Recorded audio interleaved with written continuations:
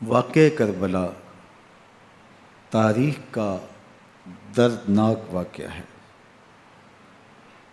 یہ اقتدار کی جنگ نہیں تھی، اقدار کی جنگ تھی۔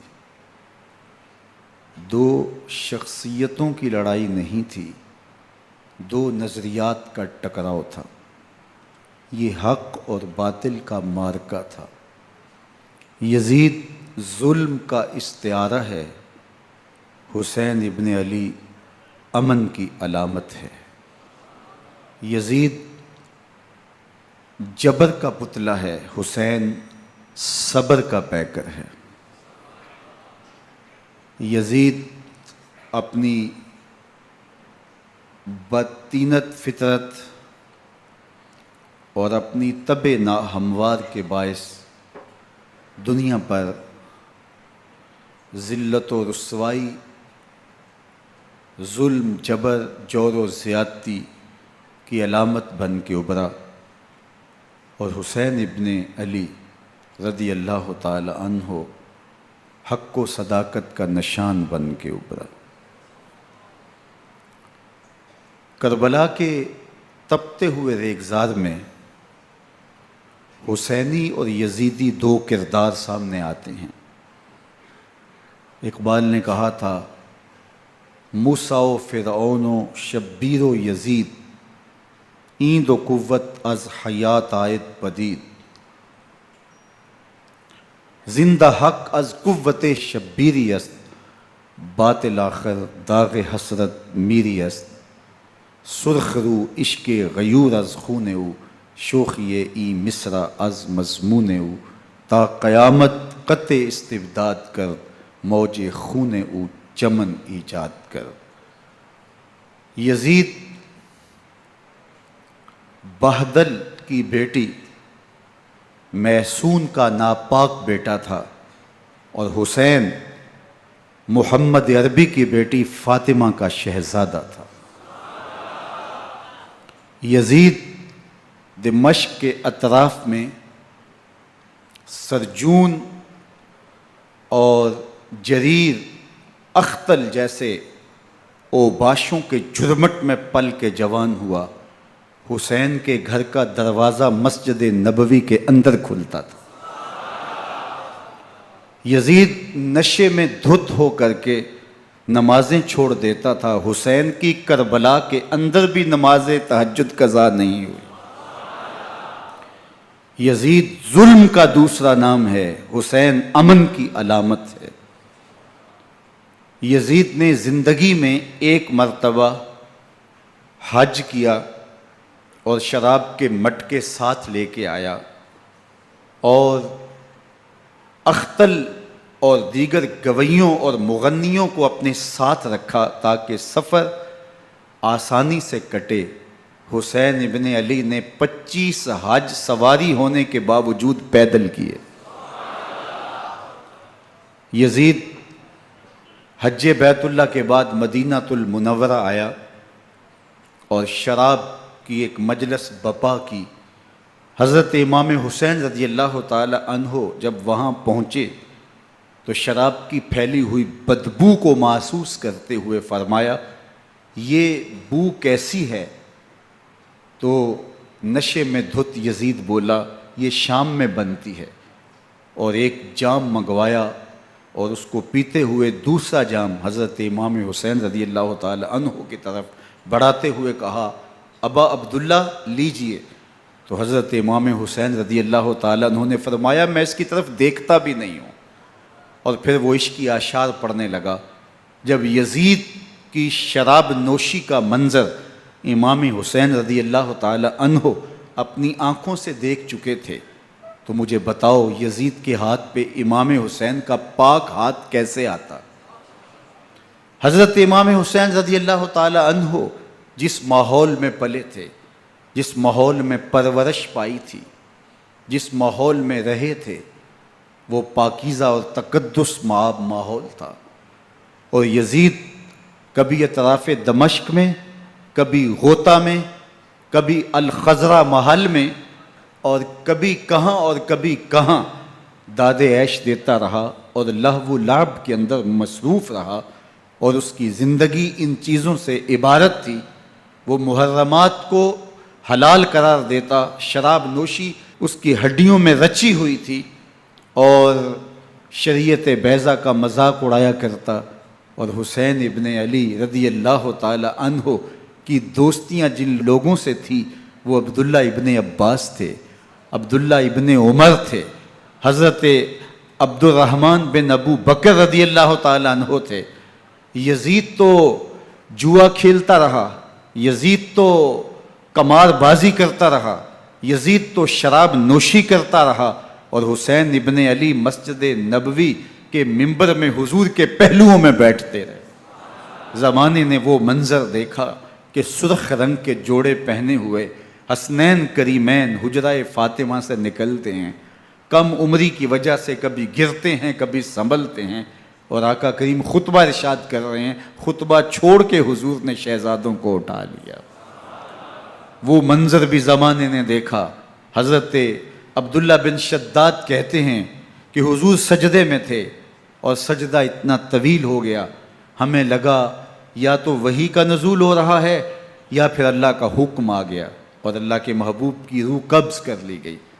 لیکن میں نے جب نظریں اٹھا کے ننکیوں سے دیکھا تو کیا منظر تھا کہ حسین ابن علی حضور کی پشت پہ بیٹھے ہوئے اور میرے آقا سجدے کو طول دے رہے ہیں۔ اللہ اکبر! حسین کے لیے پیغمبر کے سجدوں کو طول دیا جا رہا ہے۔ حسین ابن علی کبھی ممبر پہ حضور کی اطراف میں بیٹھتے ہیں، وہ منظر بھی دنیا نے دیکھا کہ حضور کے مبارک کندھوں پر حسین ابن علی بیٹھے ہیں اور حضور کی زلفوں کو پکڑا ہوا ہے۔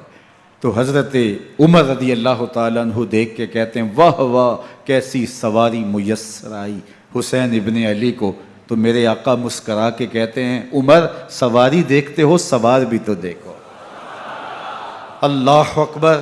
حضرت اسامہ بن زید بن حارثہ رضی اللہ تعالیٰ عنہ فرماتے ہیں رات کا ایک پہر گزر گیا اور مجھے حضور سے کوئی کام تھا، میں آقا کریم کی خدمت میں حاضر ہوا، در دولت پہ دستک دی، حضور تشریف لائے تو چادر اوڑی تھی، بکل کی ہوئی تھی میرے حضور نے، تو میں نے اپنی حاجت کہی تو حضور نے میری حاجت پوری کر دی۔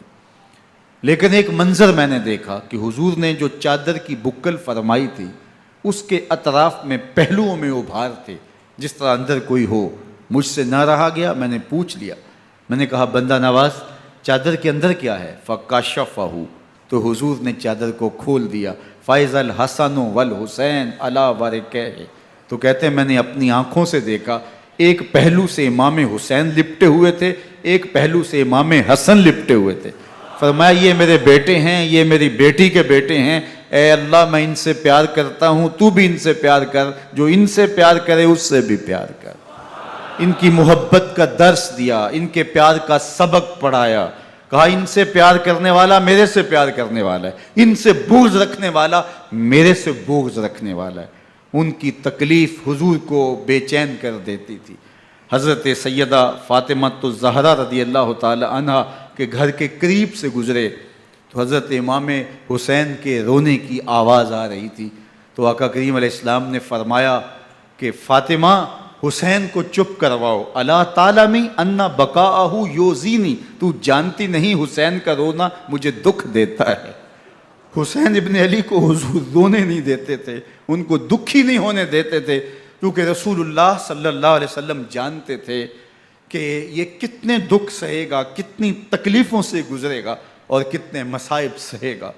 زمانے نے وہ گھڑیاں بھی دیکھیں کہ حضرت حذیفہ بن یمان رضی اللہ تعالیٰ عنہ فرماتے ہیں کہ میں حضور کی خدمت میں نماز مغرب کی ادائیگی کے لیے حاضر ہوا، اور میں نے یہ اجازت خاص طور پہ اپنی ماں سے اس شرط پہ لی تھی کہ امی آپ مجھے اجازت دیں، میں حضور کی خدمت میں حاضر ہوتا ہوں، مغرب کی نماز بھی ادا کروں گا اور پھر حضور سے عرض کروں گا حضور میرے لیے اور میری ماں کے لیے بخشش کی دعا کر دیجئے۔ ماں نے اس شرط پہ اجازت دے دی اور میں حضور کی خدمت میں آ گیا، نماز مغرب ادا کی، سلام پھرا تو میرے دل میں آرزو تھی میں حضور سے عرض کروں حضور میرے لیے اور میری ماں کے لیے مغفرت کی بخشش کی دعا کر دیں، لیکن حضور عبادات میں ذکر میں نوافل میں ایسے مشغول ہوئے کہ میں آرزو رکھنے کے باوجود بھی عرض نہ کر سکا۔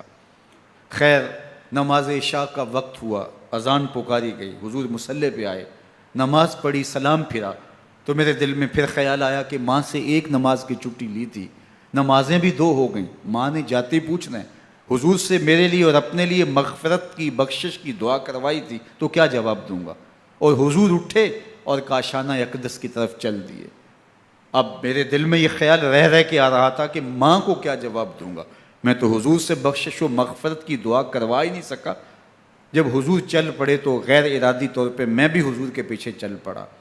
چلنے میں تھوڑی سی رفتار تیز ہو گئی جس سے قدموں کی آہٹ پیدا ہوئی، تو جب آواز پیدا ہوئی تو حضور نے رخ پھیرے بغیر فرمایا من ھذا، میرے پیچھے پیچھے کون آ رہا ہے؟ پھر خود ہی کہا حذیفہ تو نہیں؟ تو میرا دل دھڑک رہا تھا، قلت نعم، میں نے کہا جی حضور میں حذیفہ ہوں۔ فرمایا ما حاجتک غفر اللہ لک ولامک، کیا کام ہے؟ اللہ تجھے بھی بخش دے، تیری ماں کو بھی بخش دے۔ اب جو کام تھا وہ جنبش لب سے پہلے ہی ہو گیا، یہاں تو لفظوں کا سہارا بھی نہیں لینا پڑتا، وہ بند لبوں کی بولیاں بھی سنتے ہیں۔ اقبال بولا ہے فروغت صبح آثار و دہور، چشم تو بی نندائے ما فی الصدور، تیری نظر تو سینوں کے چھپے راز بھی دیکھتی ہے۔ تو کہا ما حاجتوں کا غفر اللہ لک ولامک، اللہ تجھے بخش دے، تیری ماں کی بھی مغفرت کر دے، کیا کام ہے؟ اب جو کام تھا وہ تو ہو گیا۔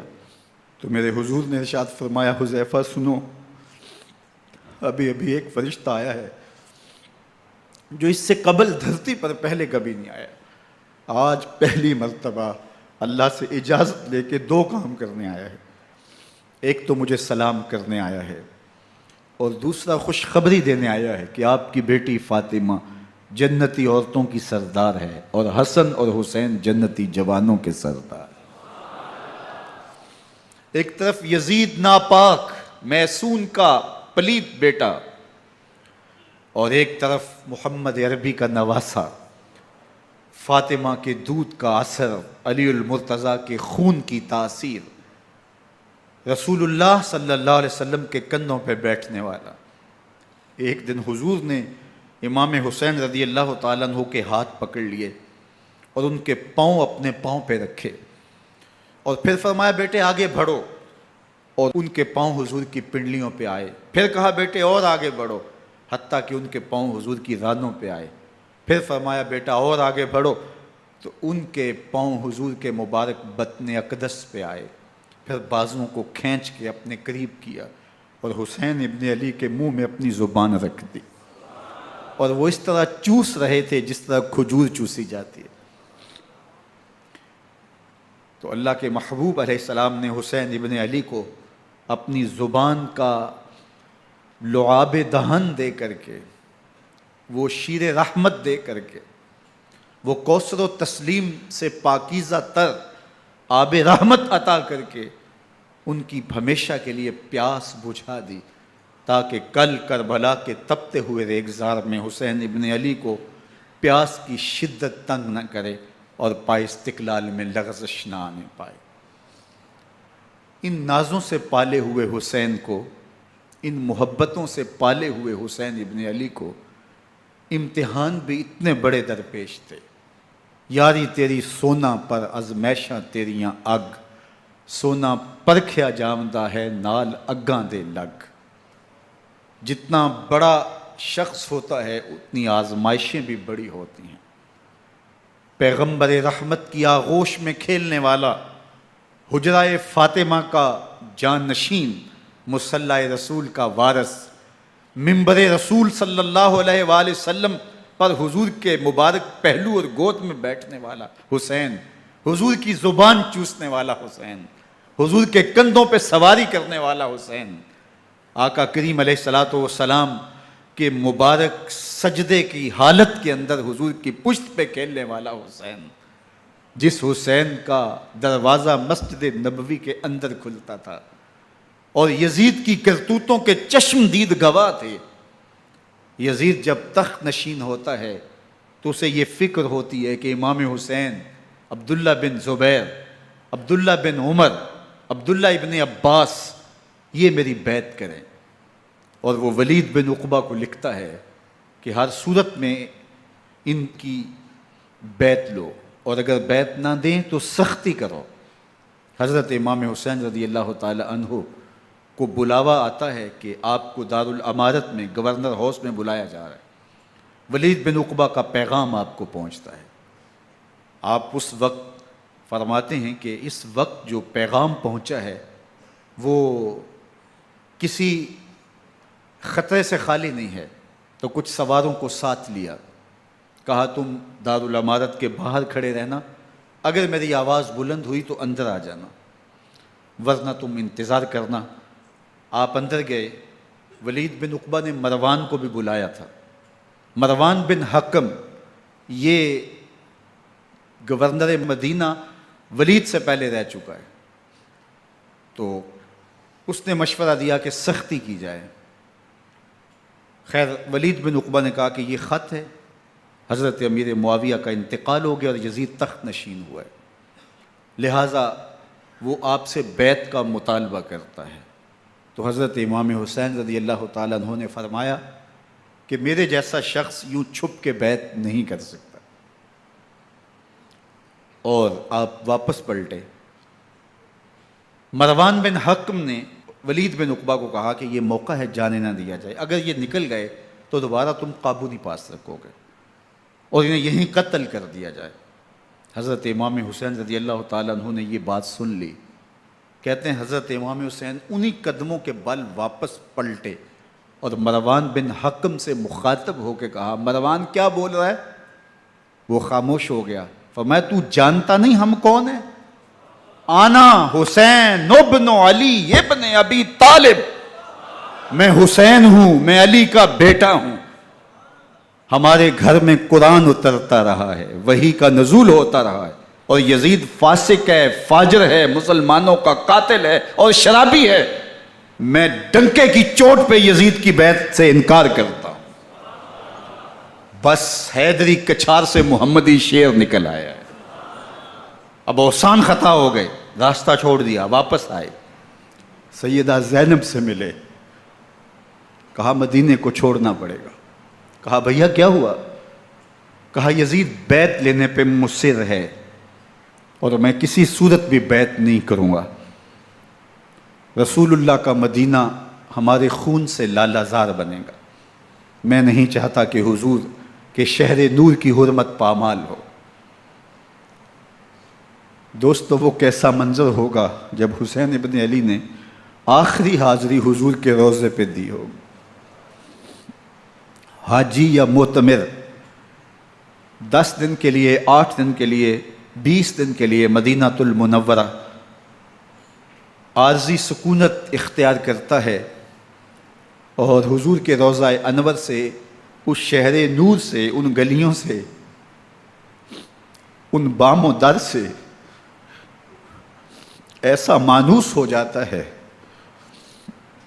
کہ جب واپس پلٹ رہا ہوتا ہے ان دعاؤں کے ساتھ کہ دوبارہ آنا بھی نصیب ہو، اور اسے لگتا ہے کہ میں دوبارہ بھی بلایا جاؤں گا، لیکن اس کے باوجود شہر حبیب چھوڑنا قیامت سے کم نہیں ہوتا۔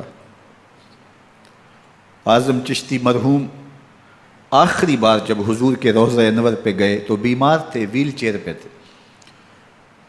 باب بقی سے باہر نکلے تو خادم سے کہا کہ میری ویل چیئر پیچھے سے کھینچو تاکہ میرا رخ روضہ انور کی طرف رہے، اور وہ پیچھے سے کھینچتا چلا جا رہا ہے، اور جب باب مکہ سے پیچھے جنت البقیع کے قریب سے گنبد خضرا نگاہوں سے اوجل ہونے لگا تو اعظم چشتی مرحوم نے کہا، جان بدن سے نکلتی ہے اعظم، جان بدن سے نکلتی ہے اعظم، کوئی آسان ہے مدینے سے جدا ہونا،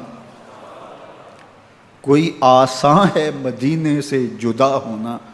یہ اس شخص کی کہانی ہے جو 10 دن، 5 دن، مہینہ، 2 ماہ وہاں رہتا ہے، اور پھر اس شہر کو چھوڑ کے آنا اس کے لیے آسان نہیں ہوتا۔ اور مجھے بتاؤ کہ حسین جو پیدا مدینے میں ہوا، جس کے گھر کا دروازہ مسجد نبوی کے اندر کھلتا تھا، جو مسجد نبوی کے اندر پرورش پا کے جوان ہوتا ہے اور مدینے کی گلیوں میں کھیلتا رہا، اس حسین ابن علی کے لیے مدینہ چھوڑنا، اور پھر وہ اس بات کا علم اور شعور رکھتے تھے کہ یہ آخری بار حضور کے در پہ حاضری ہے، دوبارہ اس شہر نور میں نہیں آ سکوں گا، تو کیا قیامت ہوگی اور کیا منظر ہوگا۔ محمد بن حنفیہ کے علاوہ خاندان نبوت کے جتنے لوگ تھے ان سب نے شہر مدینہ کو الوداع کہا، اور رات کے موقع میں مدینہ المنورہ کو، مسجد نبوی کو چھوڑ کر کے مکہ کی جانب عازم سفر ہوئے۔ 3 شعبان المعظم کو مکہ المکرمہ پہنچتے ہیں، ادھر کوفیوں کے خطوط آنے شروع ہو جاتے ہیں۔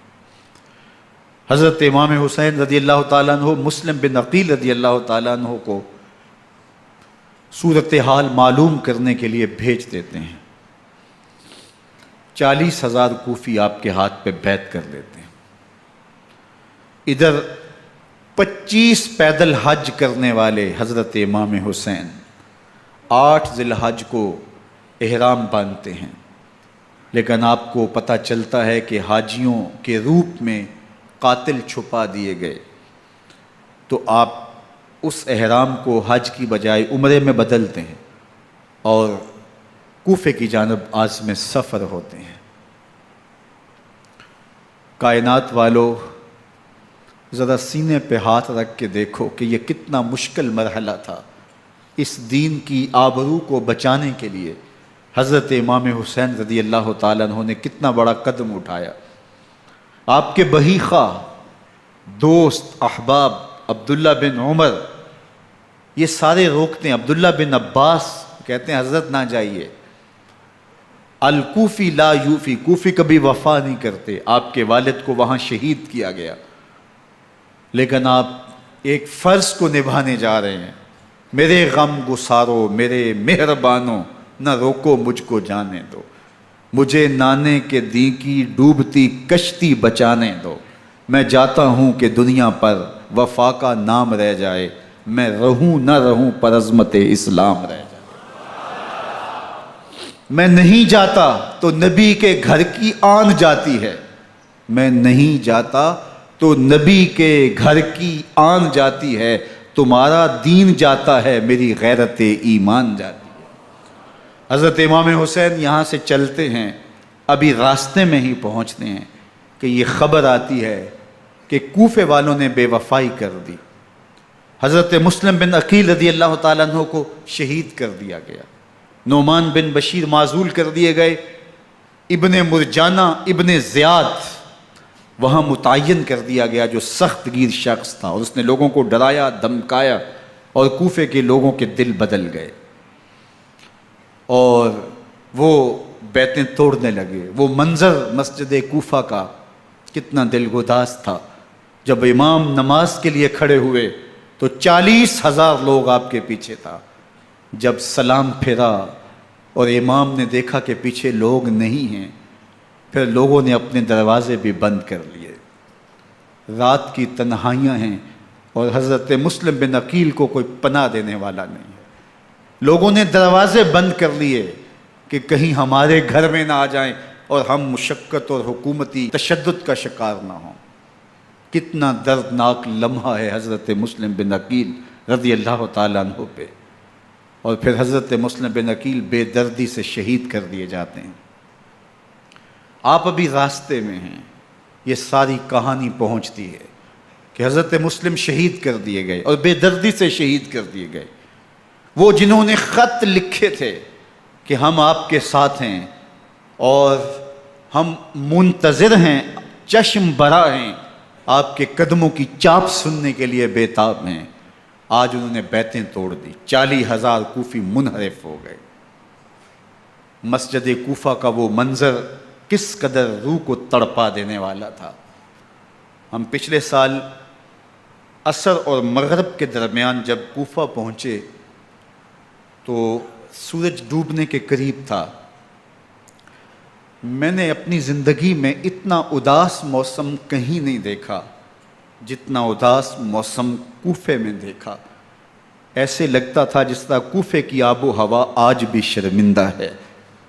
جو مسلم بن عقیل اور خاندان نبوت کے ساتھ اہل کوفہ نے کیا، حضرت امام حسین رضی اللہ تعالیٰ عنہ کو ان کے بہی خواہوں نے، اعزاء نے، اقربا نے، دوستوں نے، آوان و انصار نے، ساتھیوں نے کہا کہ حضرت حالات یکسر تبدیل ہو گئے، اب ہمیں مراجعت کر جانی چاہیے، واپس پلٹ جانا چاہیے۔ تو حضرت امام حسین کافی سوچ بچار میں رہے، پھر اس کے بعد آپ نے فیصلہ کیا کہ ہم آگے بڑھیں گے۔ دوستوں نے کہا کہ حضرت اگر آپ آگے بڑھیں گے تو ہمیں لگتا ہے کہ وہ آپ کے ساتھ سلوک اچھا نہیں کریں گے اور آپ بچوں کے سامنے پیاس سے شہید کر دیے جائیں گے۔ تو حضرت امام حسین رضی اللہ تعالیٰ عنہ نے وہاں ایک خطبہ ارشاد فرمایا کہ لوگو تم جو مجھے بتا رہے ہو مجھے اچھی طرح معلوم ہے، جو تم مجھے منظر پیش کر رہے ہو وہ میری نگاہوں میں ہے، اور جو کچھ ہونے والا ہے چشم تصور وہ منظر دیکھ رہی ہے۔ چونکہ حضرت امام حسین رضی اللہ تعالیٰ عنہ کی شہادت کی خبر حضرت امام حسین کے پیدا ہوتے ہی خاندان نبوت میں عام تھی۔ حضور علیہ الصلوۃ والسلام کو یہ بات جبریل امین نے آ کے بتائی تھی جب حسین ابن علی کے ساتھ حضور محبت کا اظہار کر رہے تھے، تو یہ جبریل امین نے آ کے کہا تھا حضور آپ کا یہ بیٹا ارض طف میں شہید کر دیا جائے گا، اور کربلا کی مٹی لا کے حضور کو دی اور ام سلمہ کو حضور نے عطا کر دی۔ حضرت ام سلمہ کہتی ہیں کہ ایک دن میں سوئی تو خواب دیکھا کہ حضور کے مبارک بال بکھرے ہوئے ہیں اور سخت پریشان ہیں، تو میں نے کہا کہ حضور آپ کی یہ کیا حالت ہے؟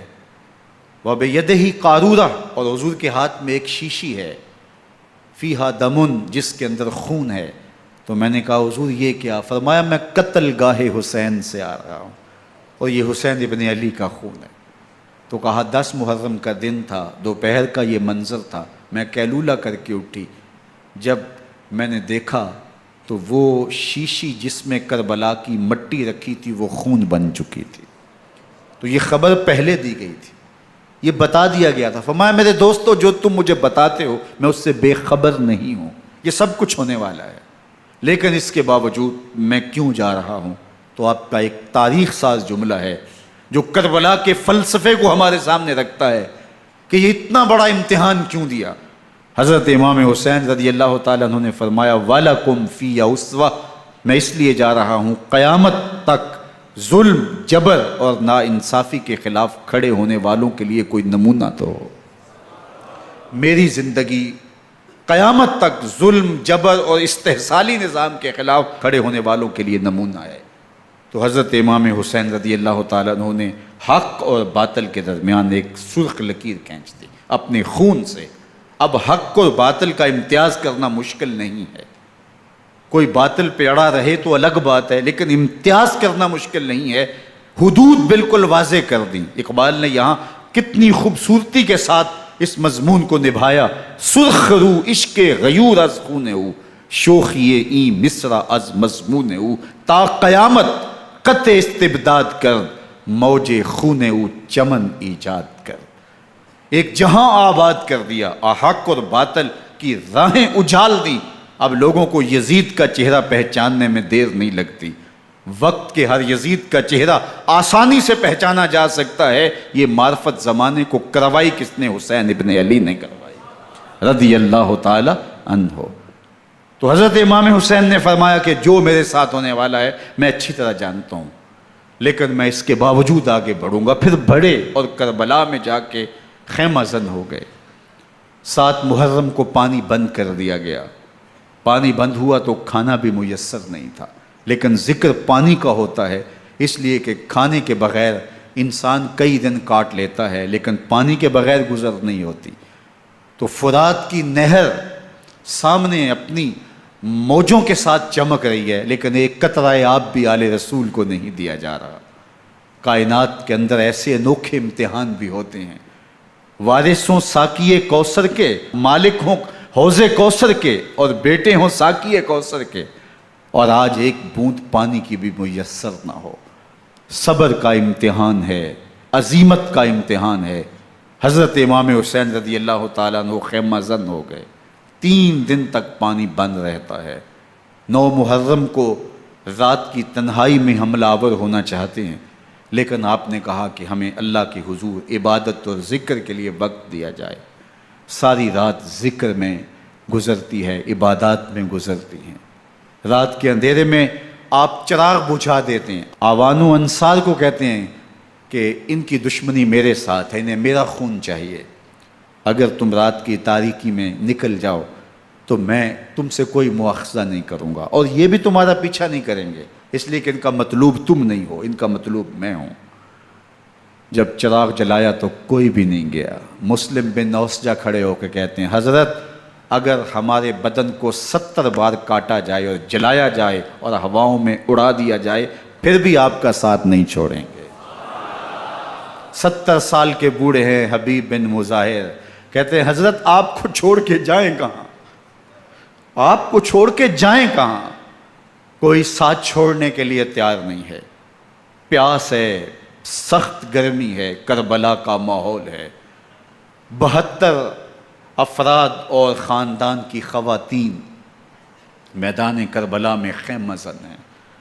دوسری طرف لشکر اعداء اشقیا 22,000 کی تعداد میں مقابلے میں، ایک روایت 30,000 کی ہے۔ ان صرف 72 پیاسے لوگوں کے لیے اتنے لوگوں کو جمع کرنے کا مقصد خوف زدہ کرنا تھا۔ شرط ہے کہ یزید کی بیعت کر لیں، محاصرے توڑ دیں گے، پانی دستیاب ہوگا، اعزاز و اکرام سے نوازا جائے گا، خزانوں کے منہ کھول دیے جائیں گے۔ لیکن حسین ابن علی کہتے تھے سب کچھ لٹ جائے گا، باطل کے ہاتھ پہ ہاتھ نہیں رکھوں گا۔ اللہ اکبر۔ اب صبح طلوع ہوتی ہے، عاشور کا دن چڑھتا ہے، سورج اپنی پوری تمازت کے ساتھ گرمی برسا رہا ہے۔ آج خاندان نبوت کا امتحان زمانے نے دیکھنا ہے۔ رسول اللہ کا لعاب چوسنے والا اس کے صبر کا آج امتحان ہے، حضور کے کندھوں پہ کھیلنے والے حسین کا آج امتحان ہے۔ اللہ اکبر۔ حسین ابن علی تمام حجت کرتے ہیں میں نے تمہارا کچھ نہیں بگاڑا، میں نے کسی کا خون نہیں کیا، میں نے کوئی زیادتی نہیں کی، تم کیوں میرے قتل کے در پہ ہو؟ تم جانتے نہیں میں کون ہوں؟ میں تمہارے نبی کا نواسا ہوں، رسول اللہ صلی اللہ علیہ وآلہ وسلم کے کندھوں پہ کھیلتا رہا ہوں، حضور کا لعاب چوستا رہا ہوں، اور میں بوسہ گاہ رسول صلی اللہ علیہ وآلہ وسلم ہوں۔ لیکن ان اشقیاء کے دل پر کوئی چیز اثر انداز نہیں ہوتی۔ ایک ہور ہے، اللہ اس کے دل میں نرمی ڈالتا ہے۔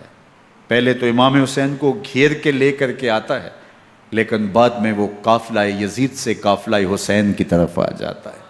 امام حسین فرماتے ہیں تو دنیا میں بھی ہور ہے، آخرت میں بھی ہور ہے، آزادی مل جاتی ہے۔ باقی 22,000 کا لشکر جرار امام حسین کے قتل کے در پائے ہے۔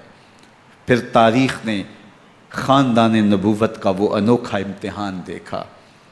حضرت امام حسین کے بچے بالخصوص خواتین پیاس کی شدت میں حلق خشک ہیں۔ حضرت سکینہ تڑپ کے اپنے باپ سے کہتی ہیں کہ مجھے 6 ماہ کے لیے اصغر کی پیاس نہیں دیکھی جا رہی۔ بچے کو ہاتھوں پہ اٹھاتے ہیں اور نہر فرات کے کنارے پہنچ کے فرماتے ہیں اشقیاء سے مخاطب ہو کے تمہارا معاملہ میرے ساتھ ہے، اس 6 ماہ کے بچے نے تمہارا کچھ نہیں بگاڑا، اور چلو بھر کے اس کا حلق سیراب کرنا چاہتے ہیں۔ ایک 2 شاخہ تیر آتا ہے جو حضرت علی اصغر کے گلے کو چیر دیتا ہے۔ راوی لکھتے ہیں کہ وہ عام تیر نہیں تھا، جانوروں کو شکار کرنے کے لیے جو بڑے تیر ہوتے ہیں وہ 2 شاخہ تیر تھا۔ وہ گردن کو کاٹ دیتا ہے، خون بہنے لگتا ہے، گردن لٹک جاتی ہے۔ حضرت امام حسین وہ بہتا ہوا خون اپنے چلو میں لیتے ہیں اور آسمان کی طرف اچھال کے کہتے ہیں مالک حسین کی یہ قربانی بھی قبول فرما۔ یہ تماشا لب بام نہیں ہے۔ بچہ بیمار ہو، ڈاکٹر جواب دے دیں، ماں باپ کے ہاتھ پھول جاتے ہیں۔ زندگی کی سانسیں ابھی چل رہی ہوتی ہیں، لیکن ڈاکٹر کہے کہ یہ میرے بس کا روگ نہیں ہے، کہیں اور لے جاؤ، تو زندگی کا لف و نشر غیر مرتب ہو جاتا ہے۔ میں سلام پیش نہ کروں حسین ابن علی کو، 6 ماہ کا علی اصغر ہاتھوں میں دم توڑتا ہے، گردن لٹک جاتی ہے، خون بہہ رہا ہے۔ اب خیموں کی طرف بڑھ رہے ہیں، لیکن زبان پہ شکایت نہیں ہے۔ کہتے ہیں مالک حسین کی یہ قربانی قبول کر لے۔ اب خیموں کی طرف آنا، شہر بانوں ام رباب سیدہ زینب حضرت سکینہ سلام اللہ علیہا کا سامنا کوئی آسان کام نہیں تھا، لیکن حسین ابن علی آتے ہیں، شہزادے کو یہاں خیموں کے قریب رکھ کے کہتے ہیں کہ یہ حوض کوثر سے سیراب ہو گیا ہے۔ اللہ اکبر، کوہرام مچ جاتا ہے خیموں کے اندر، کیا منظر ہوگا اور ان کو کن الفاظ کے پیرائے میں ڈھال کر کے ان کیفیات کو بیان کیا جا سکتا ہے جو اہل بیت کے خیموں کے اندر علی اصغر کی شہادت کے بعد کا منظر رقم ہو رہا ہوگا۔ اللہ اکبر، ادھر اشکیا آوازیں دے رہے ہیں، مبارزت کے لیے پکار رہے ہیں۔ زمانے نے پھر وہ منظر بھی دیکھا کہ جوان بیٹے کو 18 سال کی کمائی حضرت امام حسین میدان عمل میں بھیج رہے ہیں۔ وہ علی اکبر جو حسین کا نور نظر ہے، آنکھوں کا قرار ہے، دل کی تسکین ہے۔ اور پھر حضرت علی اکبر جب گھوڑے کی زین سے فرش زمین پہ گرتے ہیں تو باپ کو آواز دیتے ہیں، اور حضرت امام حسین جو ہے وہ آگے جا کے بیٹے کی لاش اٹھاتے ہیں۔ اللہ اکبر، 18 سال کے بیٹے کی لاش کو کندھوں پہ اٹھا کے خیموں تک لاتے ہیں اور ہاتھ پھیلا کے کہتے ہیں مالک حسین کی یہ قربانی بھی قبول فرما۔ کبھی قاسم بن حسن کی لاش اٹھا کے لاتے ہیں، کبھی اون و محمد کی لاشیں اٹھا کے لاتے ہیں، بھتیجوں کی، بھانجوں کی، بھائی عباس کے کٹے ہوئے بازو اور زخموں سے چھدا ہوا لاشا۔ کیا کیا قیامتیں تھیں جو اس کربلا کے ایک میدان کے اندر نہیں توڑی گئیں۔ حضرت امام حسین پر دکھ پہ دکھ، تکلیفوں پہ تکلیفیں۔ اب 71 لاشیں اٹھا کے خیموں تک پہنچا چکے، اور ادھر مبارزت کی دعوت دی جا رہی، آؤ میدان عمل میں آؤ، اب دیر کیوں کر رہے ہو۔ رسول اللہ کا حرم، رسول اللہ کی شہزادیاں جو نازوں میں پلی تھیں، وہ کلیاں جو شبنم کا بوجھ بھی گوارا نہیں کر سکتی تھی، آج مصیبتوں کے پہاڑ ٹوٹ گئے۔ حضرت امام حسین کبھی شہربانوں کو، کبھی ام رباب کو دلاسا دیتے ہیں، کبھی حضرت زینب کو کہتے ہیں۔ حضرت زینب کربلا کے اس میدان کے اندر بڑے حوصلے کے ساتھ اپنے بھائی کے ساتھ کھڑی رہی، اپنے 2 بیٹے راہ خدا میں پیش کیے، ان کی لاشیں وصول کیں، لیکن زینب جس جرأت کے ساتھ، جس پامردی کے ساتھ اس سارے منظر کو حوصلے کے ساتھ سہتی رہی، وہ یقیناً حوصلہ سیدہ زینب سلام اللہ علیہا کا ہی ہے۔ لیکن یہ وہ منظر تھا کہ زینب کا دل بھی ڈول گیا جب حسین ابن علی گھوڑے پہ بیٹھنے لگے اور ان کو گھوڑے میں بٹھانے والا کوئی نہیں تھا، اور جو بھی سوار جاتا پھر واپس اس کی لاش ہی آتی اور حسین ابن علی لے کے آتے۔ آج حسین ابن علی جا رہے ہیں، زندگی کا سارا سرمایہ لٹ رہا ہے، حضرت زینب سلام اللہ علیہا سنبھل نہیں رہی۔ حضرت امام رضی اللہ تعالیٰ عنہ اٹھے اور آپ نے حضرت زینب کو صبر کی تلقین کی اور کہا کہ صبر ہی بہترین ذریعہ ہے اور اللہ کی قربت کا ایک بہترین سبب ہے، اور ان کو صبر کی تلقین کرتے ہوئے فرمایا کہ میرے بعد تم نے اس ذمہ داری کو سنبھالنا ہے اور ان مخدرات اسلام کی، ان شہزادیوں کے پردے کی تم نے حفاظت کرنی ہے۔ اور پھر گھوڑے کی زین کس کے امام حسین لشکر اشکیا کی طرف بڑھتے ہیں۔ اب خیموں سے سسکیوں کی آواز آ رہی ہے، ان کا سردار، ان کا تاجدار آج سب کو چھوڑ کے کربلا کے میدان کی طرف بڑھ رہا ہے۔ جرم کیا کیا، قصور کیا کیا، اس نے کیا زیادتی کی کہ آج نیزوں اور انیوں کے مقابلے میں 22,000 کا لشکر حضرت امام حسین پہ ٹوٹ پڑتا ہے۔ آپ پھر اتمام حجت کرتے ہیں، میں نے کسی کو قتل نہیں کیا، خون ناحق نہیں بہایا، میرے خون کے درپے کیوں ہو، اپنی آخرت کیوں برباد کرتے ہو، تم جانتے نہیں میں کون ہوں، میں تمہارے نبی کا نواسا ہوں۔ لیکن ابن زیاد کہتا ہے مقابلے میں آؤ۔ پھر حضرت امام حسین رضی اللہ تعالیٰ عنہ مقابلے میں آتے ہیں، اور جب گھوڑے کو ایڑ لگا کے دشمن اشقیاء پہ ٹوٹتے ہیں تو پھر ایسا منظر ہوتا ہے کہ وہ بھیڑ بکریوں کی طرح آگے بھاگتے ہیں۔ 71 زخم کلیجے پہ لیے شجاعت کا یہ پیکر جب میدان میں آتا ہے، آواز آتی ہے یہ کون ذی وقار ہے، بلا کا شاہ سوار ہے، لباس ہے پھٹا ہوا غبار سے اٹا ہوا، تمام جسم نازنی چھدا ہوا کٹا ہوا، یہ نبی کا نور عین ہے، یہ بالیقین حسین ہے، یہ حسین ابن علی ہے رضی اللہ تعالیٰ عنہ۔ پھر چاند بادلوں میں گھر جاتا ہے، شامی غنڈے تیر برساتے ہیں، تلواروں سے آپ کے بدن پر ضربیں لگاتے ہیں اور نیزوں سے آپ کے بدن کو پرو دیتے ہیں۔ جب آپ کا پیراہن بعد میں اتارا گیا تو آپ کے پیراہن میں 122 سوراخ تیروں کے تھے، 33 زخم تلواروں کے اور 34 گھاؤ نیزوں کے تھے۔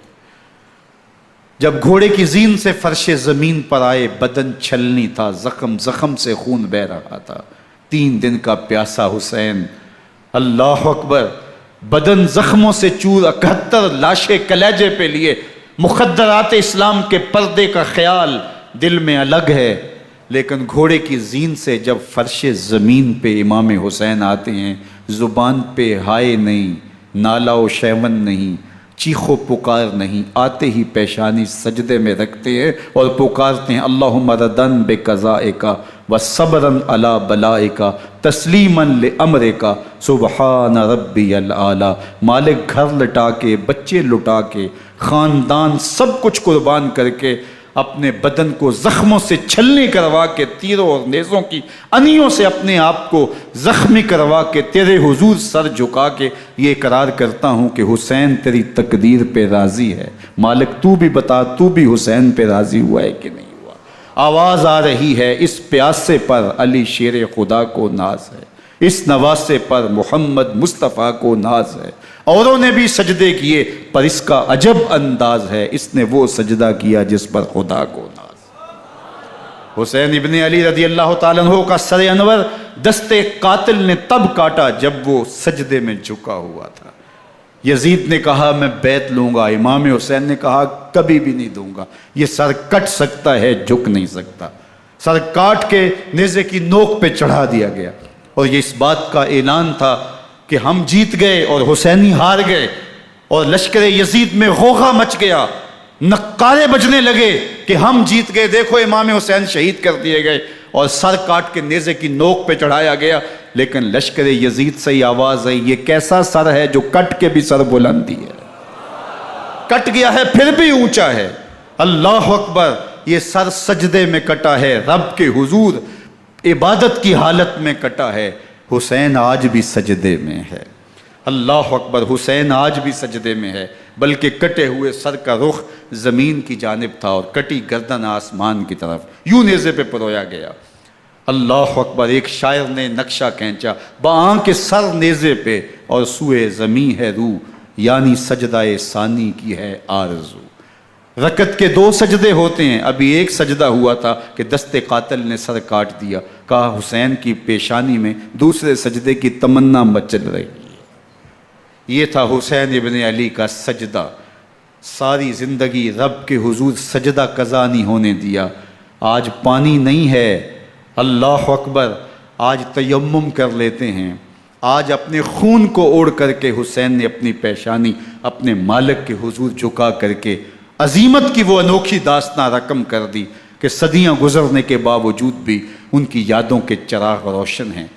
جب حضرت امام حسین اور دوسرے آیان و انصار کو شہید کر دیا گیا تو ان کے سر نیزوں کی نوک پہ چڑھا دیے گئے، حضرت امام حسین کا کٹا ہوا سر اور باقی 71 افراد کے کٹے ہوئے سر نیزوں کی نوک پہ، اور 10 سواروں کو ابن سعد نے کہا کہ ان کو رون دو، اور گھوڑوں کی ٹاپوں تلے حضرت امام حسین رضی اللہ تعالیٰ عنہ اور ان کے آوان و انصار کو جو ہے وہ روندا گیا، حتیٰ کہ ان کی استخوان مبارک، ان کی ہڈیاں بھی چور چور ہو گئیں۔ روننے سے قبل ان کا لباس اتار لیا، ان کے کپڑے اتار لیے گئے، اللہ اکبر، کیسی دردناک گھڑیاں تھیں۔ یزید کا صرف یہی بد کرداری کا مرحلہ نہیں تھا، اس کربلا کے صحرا کے اندر یزید نے جس طرح امام حسین رضی اللہ تعالیٰ عنہ کو شہید کیا اور حضرت امام حسین کے خاندان کو شہید کیا، جب مدینہ المنورہ پر یزید نے مسلم بن عقبہ کو مقرر کیا، جس کو بزرگوں نے مصرب بن عقبہ کہا ہے، تو اس کو کہا 3 دن تک مدینے کا حرم تمہارے لیے حلال ہوگا، جو چاہو تم کرنا، اور شامی فوجوں کو اجازت ہوگی۔ تو وہاں بھی انہوں نے 10,000 تابعین اور 700 صحابہ کو شہید کیا۔ حضرت ابو سعید خدری رضی اللہ تعالیٰ عنہ گھر سے باہر نکلے، کافی بوڑھے ہو چکے تھے، تو انہوں نے حضرت ابو سعید خدری کو پکڑ لیا، کہا تم کون ہو؟ کہا مجھے ابو سعید خدری کہتے ہیں۔ تو کہا ہاں تمہارا نام سنا ہے، اور داڑھی سے پکڑ کے کھینچا اور کہا کہ ہے تمہارے پاس جو ہمیں دو؟ تو کہا کہ میرے پاس تو کچھ بھی نہیں، میں تو فقیر آدمی ہوں۔ تو ان کے گھر ان کو لے گئے، تو 2 کبوتر رکھے تھے حضرت ابو سعید خدری نے، تو وہ کبوتر لوٹ کے لے گئے۔ اللہ اکبر۔ حضرت ابن سنان رضی اللہ تعالیٰ عنہ کو، جو حضور کے علم بردار تھے فتح مکہ کے دن، ان کو ستو پہلے پلائے اور پھر ان کی گردن کاٹی گئی، اور کہا یہ ہے وہ ستو جو تم زندگی میں آخری بار پیو گے۔ ایک گھر میں داخل ہوئی شامی فوج، تو ایک خاتون کے ابھی بچہ پیدا ہوا تھا، اور قابلہ نے، دائیا نے، وہ بچہ ماں کی چھاتی پہ لٹایا، اور وہ ماں کا پہلا دودھ پی رہا تھا۔ تو یہ جا کے کہنے لگے نکالو تمہارے پاس جو کچھ ہے۔ تو اس خاتون نے کہا تم جانتے ہو یہ بچہ کون ہے؟ تو انہوں نے کہا ہم نہیں جانتے۔ کہا یہ حضرت ابن ابی کبشہ انماری رضی اللہ تعالیٰ عنہ کا بچہ ہے، اور یہ وہ صحابی ہیں کہ جو بیت الشجرہ کے موقع پہ حضور کے ہاتھ پہ بیعت کرتے ہیں۔ انہوں نے اس چیز کا لحاظ نہ کیا کہ جو کچھ ہے وہ ہمیں دو، ورنہ تیرے بچے کو نہیں چھوڑیں گے۔ تو ماں بچے سے مخاطب ہو کے کہتی ہے، ابھی بچہ پیدا ہوا ہے اور ماں سے پہلا دودھ پی رہا ہے، کہ بیٹے اگر میرے پاس کچھ ہوتا، وہ قیمتی سے قیمتی چیز بھی ہوتی، تیری جان کے لیے قربان کرتی، لیکن اس وقت میرے پاس کچھ ہے نہیں۔ تو ایک شکی آگے بڑھا اور بچے کو ایک ٹانگ سے پکڑ کے کھینچ کے دیوار کے ساتھ پٹک کے مارا، جس سے دماغ کا بھیجا نکل گیا۔ کیا کیا زیادتیاں نہیں کی۔ 700 صحابہ حرہ کے واقعہ میں شہید کیے یزید نے، اور 10,000 تابعین شہید کیے۔ مسجد نبوی میں ممبر رسول کے ساتھ گھوڑے باندھے، اور وہ ممبر رسول اور مصلی رسول کے قریب لید کرتے رہے۔ حضرت سعید عبد المسیب فرماتے ہیں میں نابینا تھا اور حضور کے روضہ انور کے پاس بیٹھا تھا، اور یزید کے سپاہی آتے، جو بھی مسجد میں نظر آتا پکڑ کے لے جاتے، مجھے نابینا سمجھ کے چھوڑ دیتے، لیکن میں پریشان تھا کہ ظہر کا وقت ہوگا، عصر کا وقت ہوگا، مغرب عشاء کا وقت ہوگا، نہ اذان، نہ اقامت، نہ جماعت، تو کیسے مجھے پتہ چلے گا کہ نماز کا وقت ہو گیا، اور کیسی میری نمازوں کا کیا بنے گا؟ میں اس فکر میں بیٹھا تھا۔ لم ازل اسمع الاذان والاقامت من قبل رسول اللہ صلی اللہ علیہ وآلہ وسلم۔ فرماتے ہیں جب بھی پھر نماز کا وقت آیا، گنبد خضرا سے اذان کی بھی آواز آئی، اقامت کی بھی آواز آئی۔ 3 دن تک مسجد نبوی کے اندر گھوڑے بندے رہے، اور مدینہ کی حرمت پامال کی۔ مدینہ کے گھروں کے اندر یہ بدکماش داخل ہوئے، اور جو بدکاریاں انہوں نے کی کلیجہ منہ کو آتا ہے۔ 1002 شیزائیں ان بدکاروں کی بدکاریوں کی وجہ سے کنواری حالت کے اندر حاملہ ہوئی۔ 3 دن تک مدینے کا حرم انہوں نے پامال کیا، اور پھر مکہ المکرمہ میں کعبہ اللہ پر گولے برسائے، اور کعبہ کا غلاف جل گیا۔ وہ تو یزید مر گیا، اور حضرت عبداللہ ابن زبیر رضی اللہ تعالیٰ عنہ نے اپنی خلافت کا اعلان کیا۔ یزید کے یہ کرتوت تھے، ادھر اہل مدینہ کو ستایا، ادھر اہل مکہ کو ستایا، اور رسول اللہ صلی اللہ علیہ وسلم کے خانوادے کی بے حرمتی اور توہین کی۔ نہ صرف انہیں قتل کیا گیا، ان کی لاشوں پہ گھوڑے دوڑائے۔ ابن سعد اور شمر جو ہے وہ خیموں میں داخل ہوا، اور مخدرات اسلام کی چادریں چھیننے کی کوشش کی۔ حضرت زینب سلام اللہ علیہ نے مخاطب ہو کے کہا ہمارے چہرے کے رکھوالے چلے گئے ہیں، ظالم تو خیال نہیں کرتا ہم رسول اللہ کی بیٹیاں ہیں۔ حضرت شہربانو، حضرت زین العابدین اور حضرت زینب سلام اللہ علیہم، ان تینوں کو ایک اونٹ پہ باندھا گیا، اور باقی اونٹوں پہ باقی سادات کو، حضور کی شہزادیوں کو باندھا گیا، رسیوں میں جکڑا گیا، اور اونٹوں پہ باندھ کر کے کوفے کی جانب آگے آگے شہیدوں کے سر چل رہے ہیں، اور پیچھے یہ قافلہ چل رہا ہے۔ اور جب یہ قافلہ وہاں سے گزرا جہاں لاشیں پڑی تھی، امام زین العابدین 14 سال کے تھے اور بیمار تھے، اور ان کا حوصلہ نہ ہوا، وہاں غشی ان کے اوپر آنے لگی، اور وہ منظر ابن کثیر نے، باقی لوگوں سب نے لکھا ہے کہ پھر جب ان کی یہ حالت ہوئی تو پھر سیدہ زینب سلام اللہ علیہ، جنہوں نے ابھی تک بڑے حوصلے کے ساتھ ساری مشکلات کا مقابلہ کیا تھا، اب ان کے بندھن ٹوٹ گئے اور آنکھوں سے آنسو بہنے لگے، اور سیدہ زینب تھے امام حسین رضی اللہ تعالیٰ عنہ کی لاش پہ کھڑے ہو کے، اور وہ روندی ہوئی لاش، ٹوٹی ہوئی ہڈیاں، اور وہ برینا بدن، کٹا ہوا سر نیزے کی نوک پہ، اور لاش یہ پڑی ہے. تو حضرت سیدہ زینب نے مدینے کی طرف منہ کر کے جو ہے وہ حضور سے فریاد کی، یا محمد آہو، یا محمد آہو، ھذا حسین بالآراء مزمل بالدماء، یا محمد آہو بناتوں کا سبایا. یا رسول اللہ، اے پیارے آقا، یا جد آہو، اے ہمارے نانا محترم، یہ دیکھیے آپ کا حسین پڑا ہوا ہے. بدن سے کپڑے اتار لیے گئے، خاک ہوائیں اڑا رہی ہیں، اور اس کے اوپر چادر جو ہے وہ مٹی کی پڑ گئی ہے. حضور آپ کی اولاد کاٹ دی گئی، اور پھر کہا بناتوں کا سبایا. حضور دیکھیے آپ کی بیٹیوں کے ہاتھ باندھ دیے گئے ہیں، اونٹوں پہ کس دیا گیا ہے، سر شہیدہ آگے آگے چل رہے ہیں، اور حضرت سیدنا امام حسین کا آگے آگے سر ہے. راستے کے اندر ایک جگہ آئی، رات گزری اور ان کو اتارا گیا. رات کا موقع تھا، ایک خاتون آئی اور اس نے کوئی کھانا پیش کیا ان کو، اور کہا کہ میں کسی زمانے میں حضرت سیدہ فاطمہ تو زہرا کی نوکری کیا کرتی تھی، ان کی لونڈی تھی، ان کی کنیز تھی، اور آج مجھے پتہ چلا کہ آپ لوگ گزر رہے ہیں، تو میں نے کہا کہ میں اپنی مخدومہ کے خاندان کی خدمت کروں. اور پھر اس نے کہا کہ اس وقت سیدہ کی گود میں ایک 6-7 ماہ کی بچی تھی جس کو زینب کہا کرتے تھے. تو سیدہ زینب نے کہا کہ اماں اگر پہچانتی ہو تو وہ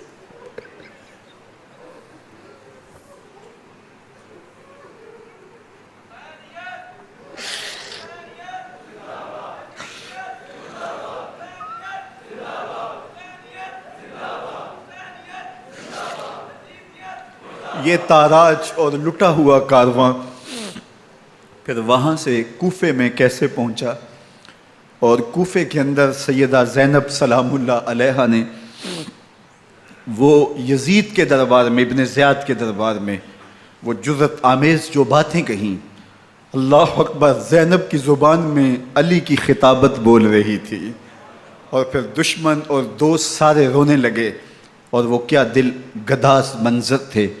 اور پھر یہ سروں کا قافلہ اور سادات کرام کا مشکیں کسی ہوئی ہیں اور اونٹوں پہ باندھے ہوئے، ان کو وہاں سے پھر قادسیہ، اور قادسیہ سے پھر دمشق یزید کے دربار میں پہنچایا گیا.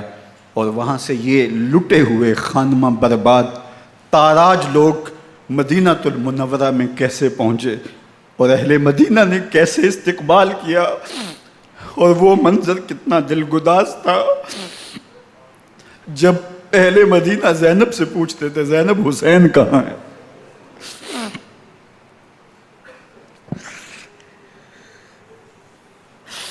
بے مروت بے وفا تیرا بھی کیا افسانہ ہے، جس نے اپنی ہی شمع کو گل کیا تو وہ پروانہ ہے.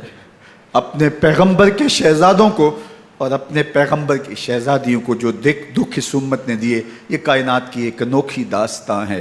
اللہ ہمیں اسوہ شبیری پہ عمل کی توفیق عطا کرے اور ان کے نقوش پاک کی برکتیں دے. اہل بیت کی محبت ہماری روحوں میں جذب کر دے، اور جس عظیمت کے ساتھ، جس حوصلے کے ساتھ انہوں نے دکھوں کو جھیلا، جو دہکتی آگ کے شعلوں پہ سویا وہ حسین، جو جواں بیٹے کی میت پر نہ رویا وہ حسین، جس نے سب کچھ کھو کے کچھ نہ کھویا وہ حسین، مرتبہ اسلام کا جس نے دوبالا کر دیا، خون نے جس کے دو عالم میں اجالا کر دیا، جو کہ سوزے غم کو سانچے میں خوشی کے ڈھال کے، مسکرایا موت کی آنکھوں میں آنکھیں ڈال کے.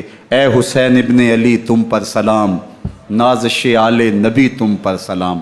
ذرا میرے ساتھ یہ پڑھ لیجئے، اے حسین ابن علی تم پر سلام، نازش آل نبی تم پر سلام، تم پہ لاکھوں رحمتیں لاکھوں سلام.